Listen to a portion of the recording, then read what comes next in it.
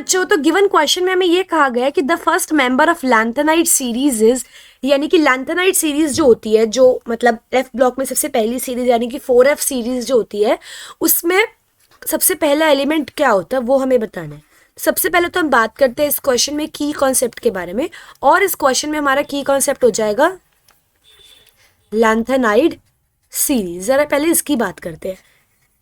इस सीरीज को हम 4F सीरीज भी कह सकते हैं, और ये एफ ब्लॉक में सबसे पहली सीरीज होती है हॉरिजॉन्टल, और ये अलग से प्रेजेंट की जाती है पीरियोडिक टेबल के नीचे या फिर बिलो।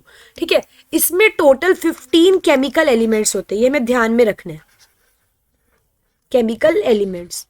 और स्टार्ट करते हैं फ्रॉम द एटॉमिक नंबर 57 से लेके एटॉमिक नंबर 71 तक। 57 एटॉमिक नंबर होता है लैंथेनम का,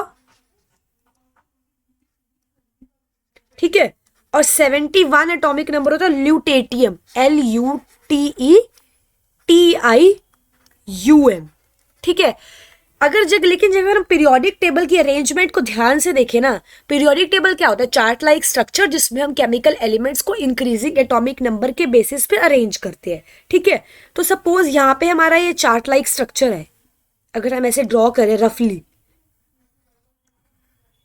ठीक है,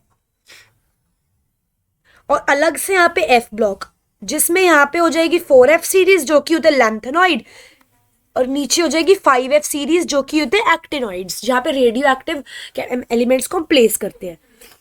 तो यहाँ से लेकिन ना सीरियम स्टार्ट करते हैं, CE यानी कि एटॉमिक नंबर 58 वाला, और एंड होती है यहाँ पे 71 पे। 71 यानी कि अगर हम लिखे यहाँ पे ल्यूटेटियम जिसका एटॉमिक नंबर होता है 71, इस तरीके से लिखेंगे। 71 एटॉमिक नंबर होता है ल्यूटेटियम का। लेकिन हमने पढ़ा था कि जो लैंथेनॉइड सीरीज होती है वो तो लैंथेनम से स्टार्ट करती है जिसके एटॉमिक नंबर 57 होना चाहिए।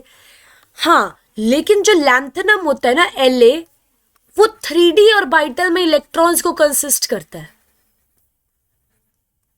3D ऑर्बिटल में ना इसके सारे इलेक्ट्रॉन्स प्रेजेंट होते हैं।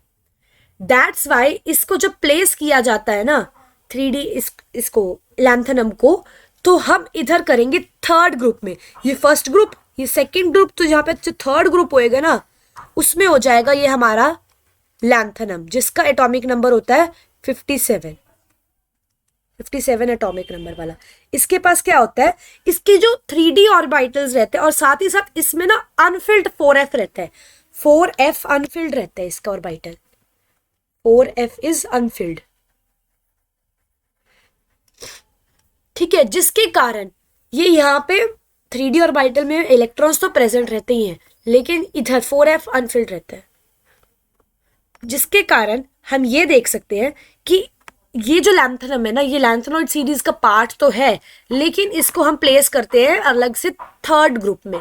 तो जो अगर हमसे ये पूछा गया है क्वेश्चन में कि फर्स्ट मेंबर क्या होएगा लैंथेनॉइड सीरीज का, तो हम ये देख सकेंगे कि फर्स्ट जो मेंबर होएगा लैंथेनॉइड सीरीज का वो हो जाएगा लैंथेनम, जो कि है ऑप्शन ए, और इसका एटॉमिक नंबर क्या था हमारा 57, लैंथेनम ऑप्शन ए।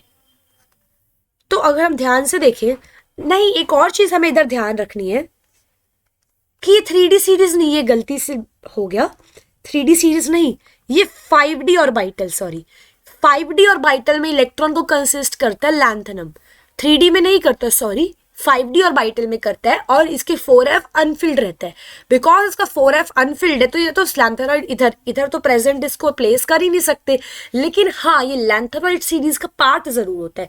ये ध्यान रखना है हमें कि ये 3D सीरीज यानी कि 3D ऑर्बिटल में नहीं होता, बाय मिस्टेक 3D ऑर्बिटल में नहीं होता, 5D ऑर्बिटल में इसके इलेक्ट्रॉन्स प्लेस होते हैं। और अगर हम इलेक्ट्रॉनिक कॉन्फ़िगरेशन भी देखें लैंथेनम की तो वो होती है ज़ीनल, फिर आता है 5D1 एंड देन आता है 6s2, इस तरीके से। तो हमारा करेक्ट ऑप्शन हो जाएगा ऑप्शन ए लैंथेनम, जो कि 5D ऑर्बिटल में इलेक्ट्रॉन्स को कंसिस्ट करता है, 4F अनफिल्ड होते हैं, और हाँ पहला एलिमेंट है लैंथेनाइड सीरीज का। तो एक बार हम अपना फाइनल आंसर लिख लेते हैं इधर, जो कि हो जाएगा option A. So now I hope you all understood this question. All the best.